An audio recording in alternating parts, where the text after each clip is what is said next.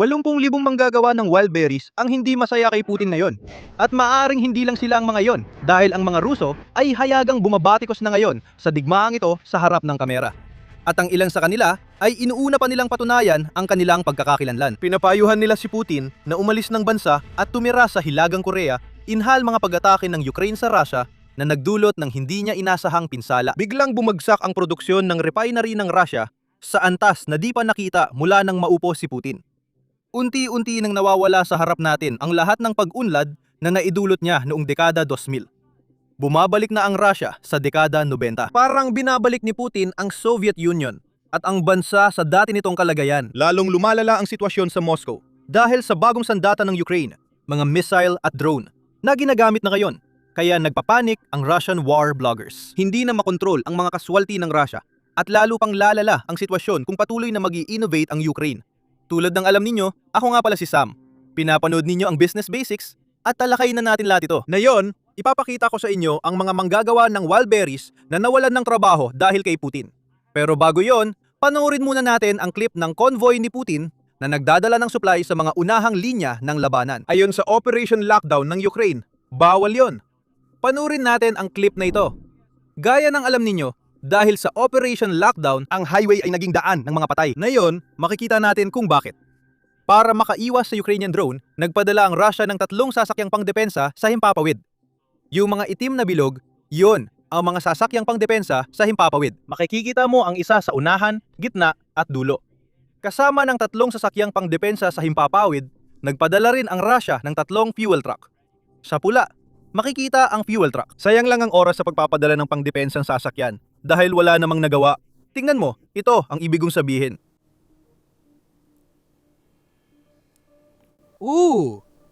Parang nanonood lang ng sine ang truck ng depensa sa himpapawid. Nag-e-enjoy lang sa tanawin at mukhang walang ginawa. Sigurado akong lahat ng iba pa ay tumatakbo na palayo ngayon. Pero hindi rin maganda ang makikita nila. Ayan na ang pangalawa. Mababa ang success rate. Ngayon, akala mo hindi nalalala pa para sa Rusya? May isa pang convoy ng gasolina na dumaan sa parehong kalsada. Pagkatapos, at naitala nito ang lahat ng nangyari, pati ang buong aftermath. Ang driver ng Rusya na mismo ang nagkokomento, kaya hindi ko na kailangan gawin. Pakinggan at panoorin ninyo. Ang daan papuntang Melitopol. Kailangan naming maglakbay na yon kasama ang isang armadong eskortang unit. Mas ligtas ito sa ganitong paraan. Mas protektado. Kaya ganito na ang kinahinatnan natin. Tingnan mo tayo ngayon. 20-26. Sinamahan ng isang armadong eskortang unit. Ang presyo. Ganito na itsura ng mga maliit naming lakad sa trabaho ngayon. Sinunog lang nila isa. May pag-atake. Nasusunog ito.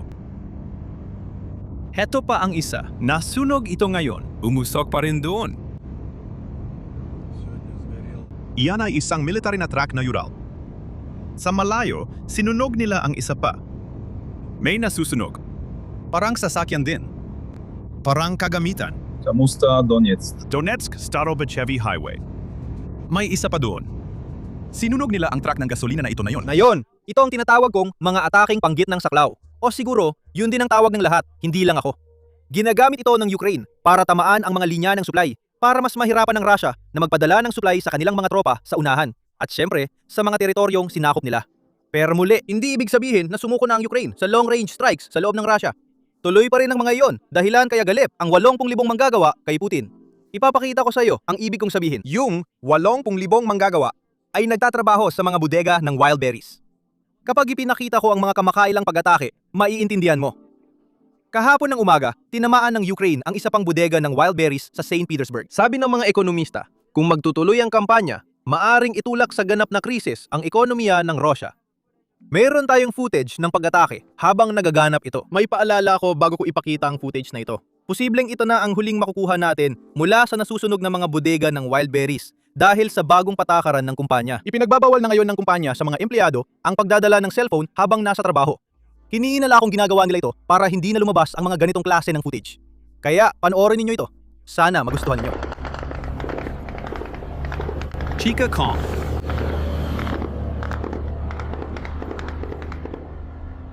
Narito ang ating bingo card. Ang pasilidad na ito ay isa sa 10 pinakamalalaking pasilidad ng wild berries at pang-anim sa Leningrad region. Heto rin ang mabilisang leksyon tungkol sa Russia. Dating Leningrad ang pangalan ng St. Petersburg. Ang rehiyon, parang state, ay Leningrad pa rin ang tawag. Malapit sa St. Petersburg ang warehouse na ito. Ang laki nito ay humigit kumulang 150,000 metro kwadrado. Katumbas ito ng halos 20 football field para lang ma-imagine ninyo.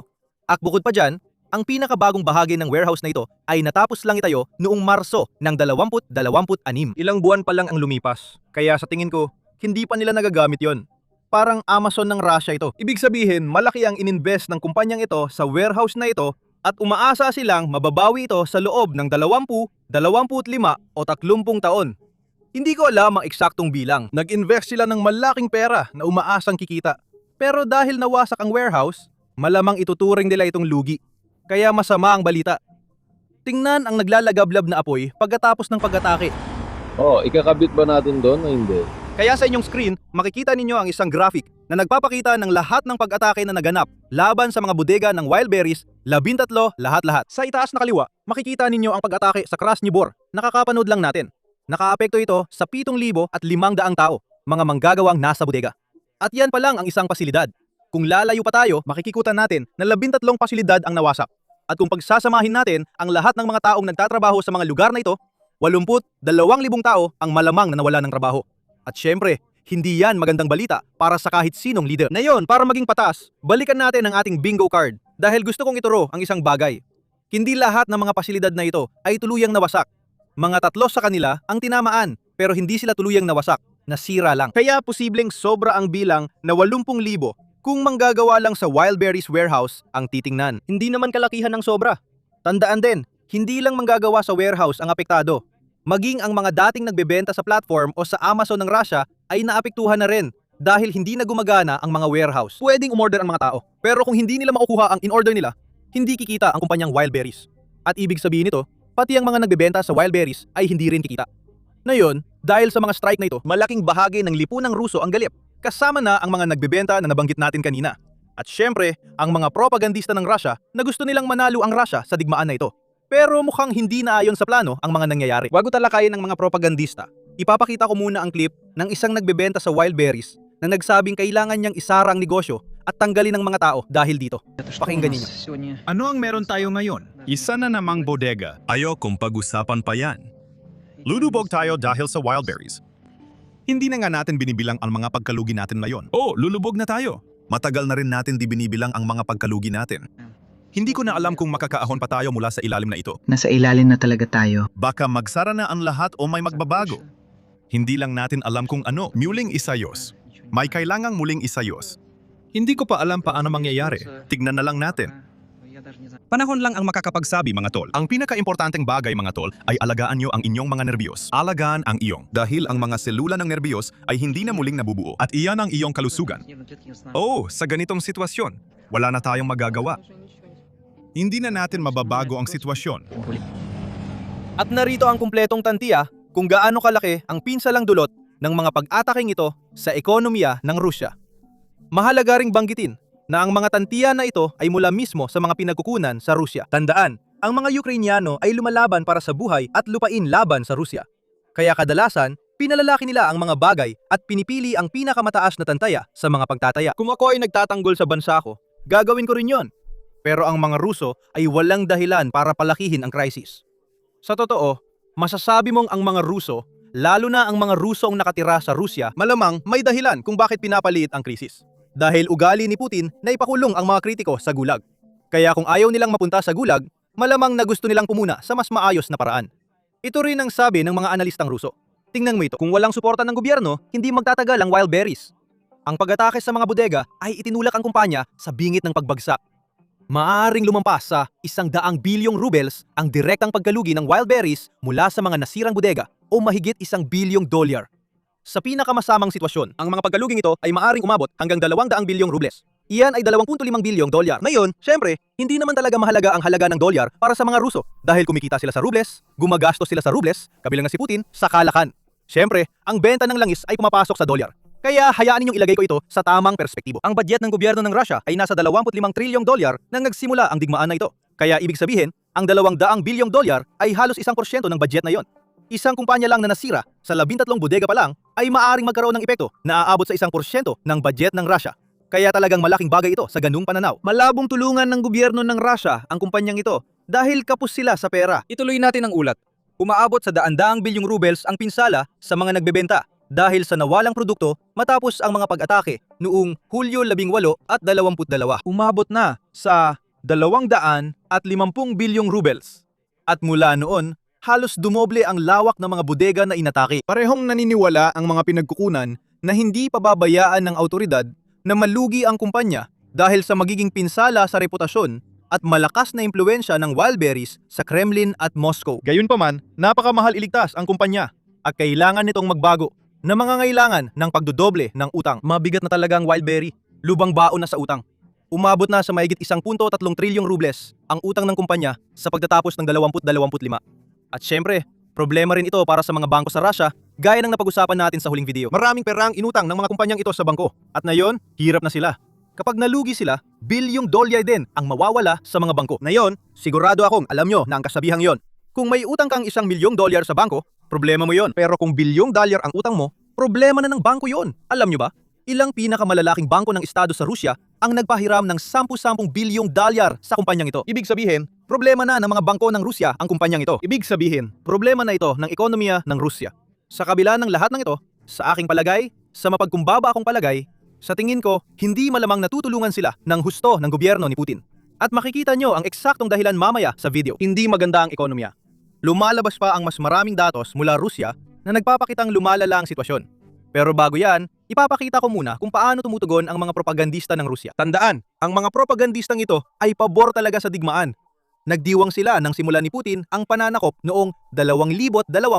Hindi na sila nagdiriwang. Narito ang ilang komento nila.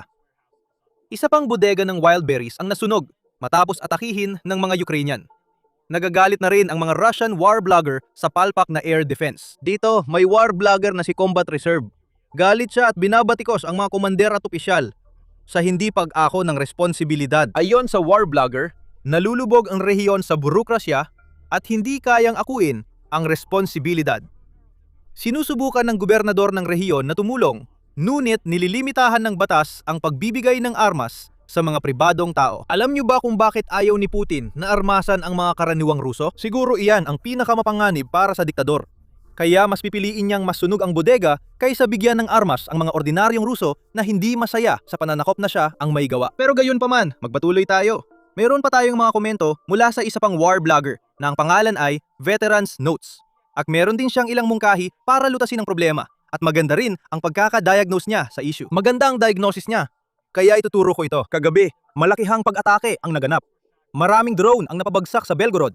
Ngunit kapag may nakalusot, halos naabot na nila ang kanilang target nang walang malaking pagkalugi. Kaya kapag nagpalipad ang kalaban ng 300 drone, mga 250 dito ang nawawala, ngunit ang natitirang 50 ay umaabot sa target at nakakapinsala. Minsan, isang drone lang ay kayang sirain ang isang buong pasilidad o refinery siya ng langis. Kaya malinaw ang solusyon. Una, kailangan talagang dagdagan ang bilang ng mga unit ng Territorial Defense o TODs sa mga rehiyong malapit sa hangganan kung saan maraming dumadaan ng mga attack drone ng kalaban. Pangalawa, sa bawat reyon, kailangan gumawa ng mga volunteer na anti-aircraft unit o TODs na hindi kabilang sa kagawaran ng tanggulan. Gusto kong basahin sa inyo kung ano ang sinabi niya, kung bakit hindi sila kabilang sa kagawaran ng tanggulan. At pagkatapos ay maaari nating pag-usapan ito. Dahil sa pang-aabuso sa tiwala, hindi na naniniwala ang mga tao na kapag pumirma sila ng kontrata sa Russian MOD, TOD talaga ang sasalihan nila. At hindi, halimbawa, assault unit. Matagal nang ginagawa ito ng Russia. Kumukuha sila ng mga sundalong itatapon lang sa unahan. Sinasabi nilang, pwede kang pumirma ng kontrata sa militar ng Russia. Makukuha mo lahat ng bonus na ibinibigay nila. Pero hindi ka mapupunta sa unahan. Magtatrabaho ka lang sa likod ng eksena, siguro sa kalapit na lungsod, at aasikaso ng mga supply. Ito ang mga pangakong binibigay bago ka pumirma ng kontrata. Kung isa kang Russian na nanonood, pagkatapos mang pumirma, kaunting training lang, tapos ipadadala ka agad sa unahan. Hulaan mo? Ngayon, nalalaman na ng mga tao ang mga kwentong ito. At iyan ang dahilan kung bakit meron tayong isang Russian na war blogger na hayagang magsasabi na, "Uy, kung gusto nating magtayo ng sistema kung saan ang publiko ang tutulong na pabagsakin ng mga drone na ito, kailangan nating itayo ang sistemang ito sa labas ng MOD." Dahil hindi na talaga nagtitiwala ang mga Russian sa Ministry of Defense. Malaking bagay yon na sinusubukan ng taong ito tumulong. Siguro, pro-digmaan siya ngayon dahil gusto niyang makatulong. Napapansin din niya na ang Russian Ministry of Defense ay madalas magsinungaling sa sarili nilang publiko. Ngayon, dahil sa mga kasinungalingang ito, pagod na ang maraming Russian. Yung iba, lantaran ng kinukontra si Putin at sinasabihan siyang umalis at tumira sa North Korea. Gusto kong iparinig sa inyo ang napakagandang clip na ito. Pero may mabilis lang akong babala bago ang clip. Alam ko, nung nakaraan, may clip tayo na maraming mura at niblip namin ang mga mura. Pero hindi kayo natuwa sa pagbura ng mga mura. Ngayon, hindi na namin ibiblip ang mga mura. Kung may bata o ayaw mong makarinig ng mura, laktawan ang susunod na clip. Paalala, Russian na lalaki na galit ang maririnig. Sana makuha ninyo kung gaano karami mura ang bibitawan niya. At syempre, kung na-appreciate ninyo ito, pakitulungan kami sa pamamagitan ng pag-subscribe sa channel sa ibaba. Hindi gusto ng YouTube algorithm ang ganitong klase ng content. Kaya kung i-click mo lang ang like at subscribe sa ibaba, sinasabi nito sa algorithm na, uy, maganda itong video na ito, ipakita pa sa mas maraming tao. At ngayon, heto na ang clip. Para sa inyo mga tarantado ng Kremlin, pagod na kami sa pananakot nyo sa mga Ukrainian at Russian. Pati mga askal, napikon na sa inyo, putang ina. Sinaman ng long-range na parusa ng Magyar ang Samara. Nasusunog ang mga bodega namin, mga imbaka ng langis, at iba pang putang inang kalokohan. Lahat ay nasusunog at sumasabog. Putang ina naman, may mga namamatay sa Ukraine, may mga namamatay sa Russia. Ang ekonomiya natin ay gumagapang na lang. Putang ina naman, parang nakaluhod, sugatan, parang isang putang babae mula sa bahay aliwan. Tapusin niyo na ito. Lumayas kayo papunta sa mga putang inang kaalyado nyo sa Afghanistan o North Korea at doon maglokohan. Magkwentuhan kayo tungkol sa mga tradisyonal nyong halaga at iba pang putang inang kalokohan. Galit kami sa inyo. Wala kaming respeto. Lumayas kayo rito, mga putang ina nyo. Sana nagustuhan mo. Gusto mo bang marinig ang pinakamatawang parte nito? Pagkalabas ng mga video na ito, may ginawa ang Russian Ministry of Internal Affairs na ewan ko kung anong tamang tawag. Pero medyo nakakatawa at hirap paniwalaan. Panuurin mo ang ulat na ito. Opisyal na pinayuhan ng Russian Ministry of Internal Affairs ang mga Ruso na iwasan ang pagbabahagi ng opinyon online. Sa tingin ko, napipikon na si Putin sa mga sinasabi ng mga Ruso. Hulaan mo. Ngayon nakikiusap na lang sila na itigil nyo ang pagbabahagi ng totoong iniisip nyo. Diyan nauwi ang gobyerno ng Russia. Sa malas nila, hindi ako sa Russia nakatira, kaya di ko kailangan makinig. Heto ang isa pang clip. May isa pa tayong mamamayang Ruso na nagsasalita tungkol sa pagiging mamamayan niya ng Russia. Pinatunayan niya ito sa pamamagitan ng pagpapakita ng kanyang pasaporte. At pagkatapos, tinawag niyang bigo ang rehimen ni Putin para sa mga mamamayang Ruso. Ang tanging paraan para mailigtas ito ay papasukin ang mga Ukrainiano. Pakinggan ito. Ang pangalan ko ay Maxim Petrovich. Ako si Maxim Petrenko, mamamayan ng Russian Federation. Ipinanganak ako at buong buhay kong nanirahan sa lungsod ng Vladivostok. 5 taon na mula nang magsimula ang digmaang ito. Sa tingin ko, ang magagawa ko na lang ay manawagan sa pamahalaan ng Ukraine na palayain ang aking bansa. Ako'y nananawagan at hinihikayat ang lahat ng itinuturing ang sarili nilang makabayan ng Russia na manawagan sa pamahalaan ng Ukraine. Sa sinumang makakatulong na palayain ang Russia mula sa kasuklam-suklam at kriminal na rehimen na umagaw sa kapangyarihan at kumapit dito sa loob ng 25 taon. Hindi ko alam kung may matitigas pa ring ulo na nabibigo.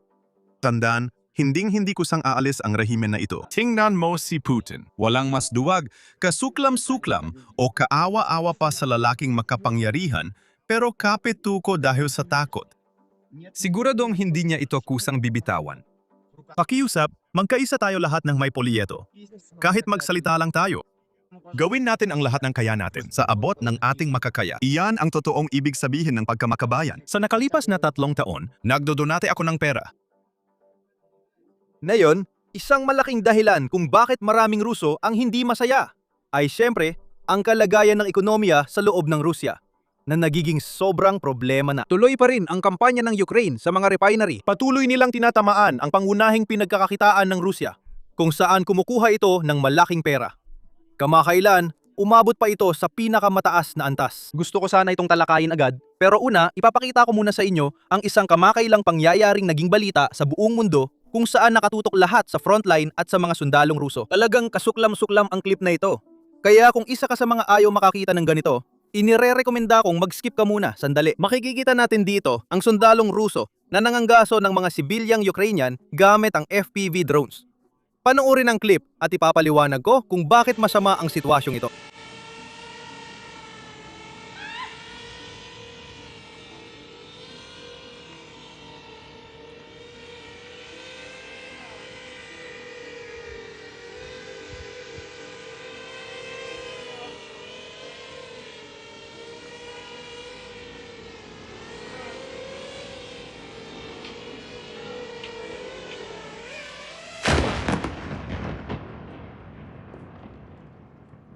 Hindi namin pwedeng ipakita ang dulo. Pero sa huli, tinamaan ng drone ng lalaki at sumabog. May sumabog.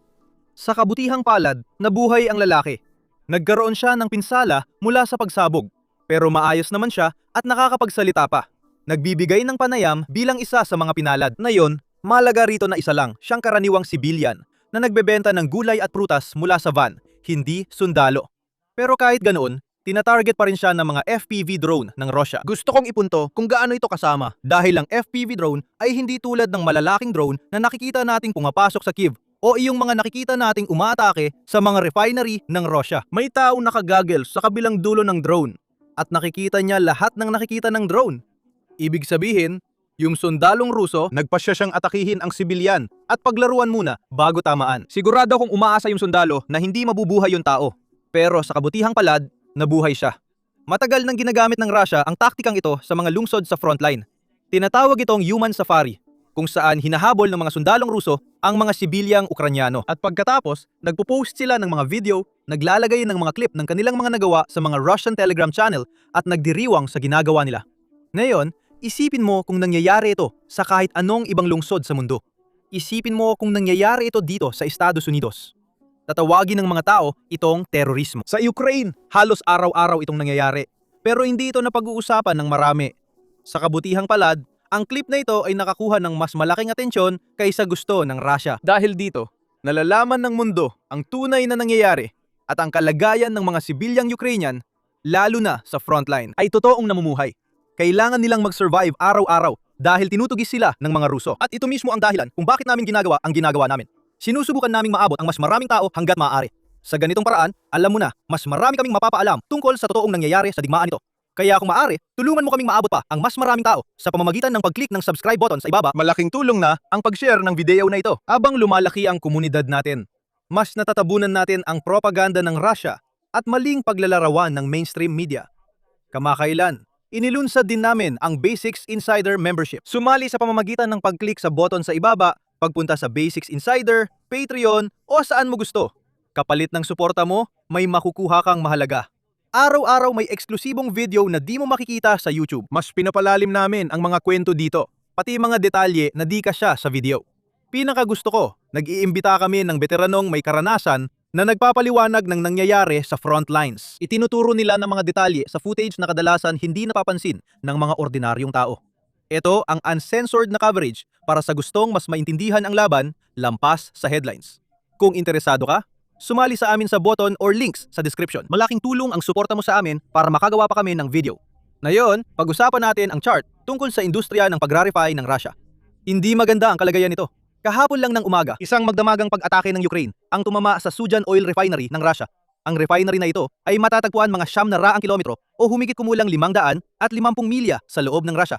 Isa ito sa pinakamalalaking pasilidad ng Russia na nagpoproseso ng humigit kumulang 7 milyong tonelada ng krudong langis bawat taon. Heto ang mahalaga. Tingnan ang mga larawan, malawak ang refinery. Pero tinatarget ng Ukraine ang mga bahagi na nagpapahirap sa Russia na maibalik ang operasyon ng pasilidad. Ngayon, masasagot ko na ang pahiwatig na nabanggit ko kanina. Alam natin ng eksakto kung paano ito nagagawa ng Ukraine at may mga detalye tayo ngayon lang natin nalaman. Tingnan mo ito. Galing ang ulat na ito sa Financial Times at nilalarawan kung paano inangkop ng Ukraine ang kanilang pag-atake sa enerhiya ng Russia na ngayon ay nakatuon sa mga critical na bahagi. Ganito ang proseso. Bago magsimula ang misyon o lumipad ang drone, ang mga operator ay laging dumadaan sa regular na pagpaplano, gaya ng paano iiwasan ang depensa ng himpapawid ng Russia at anong ruta ang dadaanan. Alam mo na rin kung paano nila gagawin ang iba pa. Pagkatapos, nakikipagpulong sila sa mga technical na inhinyero. Partikular ang mga inhinyero sa langis na may alam sa mga refinery at operasyon nito. Pagkatapos, nagbibigay ang mga inhinyero ng prioridad na listahan na may larawan sa mga operator na para sa mga refinery na target ng drone operator. At ang listahan ng prioridad na ito ay karaniwang nagtuturo na, oy, itong pipeline na ito ang prioridad 1. Kaya kung kaya mong tama ng pipeline, siguradong gawin mo. Pero kung hindi mo kaya, puntirya mo itong chimenea, yon ang prioridad 2. Kahit anong koneksyon ng kagamitan, malinaw na ipinapakita at sinasabi ng mga oil engineer ang mga larawan ng target base sa kanilang kaalaman at karanasan. Alam nilang mas malaki ang epekto kapag nasira ang bahaging ito ng refinery kaysa sa iba pa. Sabi sa ulat, Tinatawag itong sistematikong digmaan ng mga tagaplano ng militar ng Ukraine. Tinuturing nila ang infrastruktura ng enerhiya ng Rusya bilang magkakaugnay na network, hindi lang hiwa-hiwalay na target. Kaya hinahanap nila ang mga critical na bahagi ng sistema para magkaroon ng pinakamalaking epekto at kaguluhan. Tinitingnan nila ang buong makinarya ng digmaan ni Putin, pati ang pinagmumulan ng pera para pondohan ito. Hinahanap nila ang bahaging pinakamalaking pinsala ang idudulot kapag nasira. At yon ang tinatarget nila. At syempre, halata naman ang pangalawang ginagawa nila na kapag may tinamaan sila, natural lang na agad itong sinusubukang ayusin ng Rusya. Bumabalik sila at sinisira ulit bago matapos ang pagkukumpuni. Kaya hindi na muling makapagpapatuloy ng operasyon ang pasilidad. O mapapatagal ito hanggat maaari. Sa panayam, binigyang kredito ng militar ng Ukraine ang intelihensya ng US at Pransya sa pagtulong maintindihan ang kabuang sistemang ito at kung saan dapat tumama, kung paano hanapin ang mga critical na bahagi at mga bagay na ganoon. Kaya bilang isang Amerikano, talagang napakaganda nito. At ito ay isang bagay na ipinatupad ng Ukraine at nagdala ng malaking benepisyo para sa mga Ukrainianong nasa unahan. At syempre, sa huli, ayon sa ilang drone operator, mas titindi pa ang kampanyang ito simula ngayon. Kaya dapat maging handa ang Rusya. Pero hindi ko alam kung kaya nila dahil hirap na sila ngayon. Tingnan mo ang start na ito. Makikita mo ang bumabagsak ang output ng pag-refine ng Rusya. Hindi ako nagbibiro. Pagkatapos nito, maring nakakaramdam kayo ng deja vu. Parang nakita nyo na ito dati. At tama kayo. Tiningnan na natin ang start na ito dito sa channel na ito noon. Pero noon, wala pa tayong datos para sa Hunyo at Hulyo.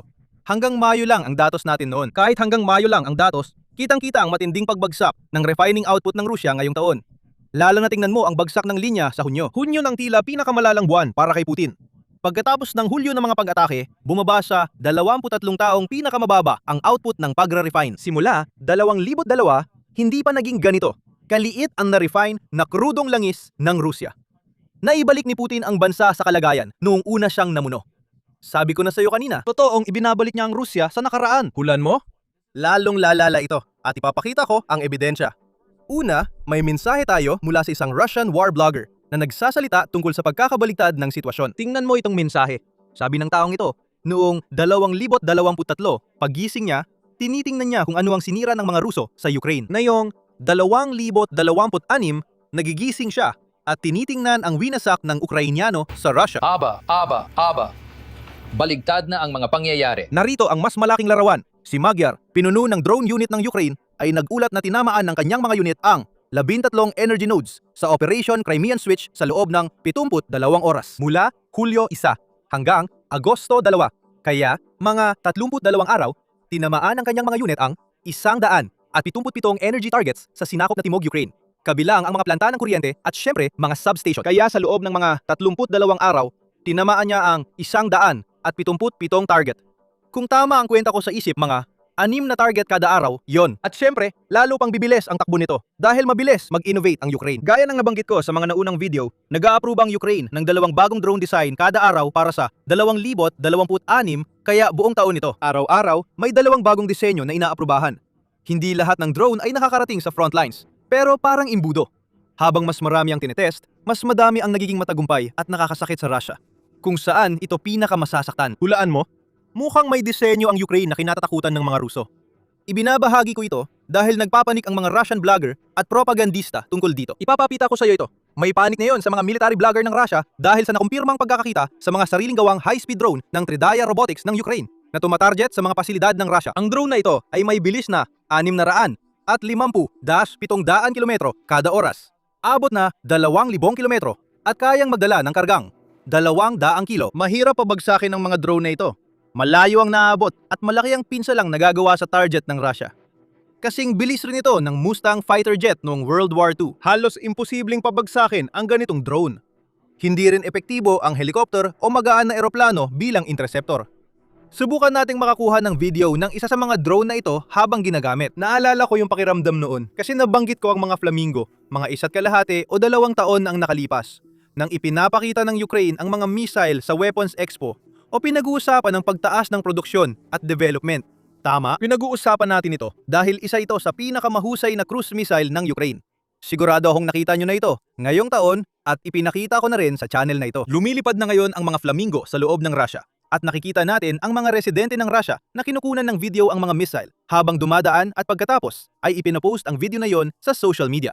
Kaya nakikita natin ang isang bagay na nilika sa harap mismo ng ating mga mata. Ngayon, nakikita na natin itong ginagamit sa mismong labanan. Astig talaga. Kahit hindi siguro cool ang tamang term. Siyempre, malayo pa ang Ukraine sa Russia pagdating sa mga missile. Marami ng ballistic missile ang Russia at siyempre, mas marami pa ang ginagawa nila bawat buwan. Humahabol na ang mga Ukrainian at may progreso silang kinakatakutan ng Russian media, lalo na ng Kremlin TV. Panuurin ninyo ang clip na ito. Bakit labis na nababahala ang lipunan sa posibilidad na mabigyan ng mga ballistic missile ang sandatahang lakas ng Ukraine o i-assemble ang mga ito sa Ukraine? Dahil magbabago nito ng malaki ang digmaan at dadalhin sa ibang antas. Bakit? Dahil sa ngayon, karamihan sa mga pag-atake sa himpapawid laban sa mga target sa loob ng ating bansa ay pangunahing isinasagawa gamit ang mga sasakyang panghimpapawid na walang piloto. Pwede silang labanan ng anti-aircraft gun at missile system, magkamaliit na kalibreng anti-aircraft artillery at interceptor drone. Maaari rin silang harangin ng attack helicopter. Minsan, isang attack helicopter ay kayang magpabagsak ng 12-12 ng drone sa isang sortie. Iba naman ang cruise missiles. Ang Storm Shadow at Scalp ay ibang uri ng sandata. Hindi mo kayang pabagsakin ng isa gamit ang interceptor drone. Hindi kayang pabagsakin ito ng maliit na anti-aircraft artillery. Anti-aircraft missile system lang ang epektibo. Lahat ng iba pa ay nabibilang na lang sa himala. Dapat siguro nagtakda na ng hangganan matapos magpadala ng Storm Shadow missiles. Mas malaki ang epekto ng ballistic missiles bilang sandata dahil binabago nila ang mismong kalikasan ng pakikidigma. Nagdadala ng malalaking hamon para sa mga sistema ng depensa sa himpapawid. Iyan lang muna para sa inyo. Kung nagustuhan ninyo, paki-like at subscribe sa ibaba. Malaking tulong ito sa amin. Sinusubukan naming mag-upload ng 2 beses, minsan 3 beses kada linggo dito. Pero kung naghahanap ka pa ng mas maraming content, nag-upload kami ng mga eksklusibong video araw-araw sa aming Basics Insider Membership. Maaari kang maging miyembro ngayon at magkaroon ng access sa mga eksklusibong video na inilalabas namin araw-araw. Tulad ng sinabi ko kanina, maaari kang maging miyembro sa pamamagitan ng pag-click ng join button sa ibaba, pagpunta sa basicsinsider.com o pagpunta sa aming Patreon o Substack. Lahat ng link ay nasa description sa ibaba. Ang suporta ninyo ang dahilan kung bakit kami nakakagawa pa ng mas marami pang mga video at syempre, sinusubukan namin gumawa ng mga bagong bagay para maihatid sa inyo ang mga interesting na kwento. Kaya maraming salamat sa lahat ng suporta at magkikita tayo sa susunod na video.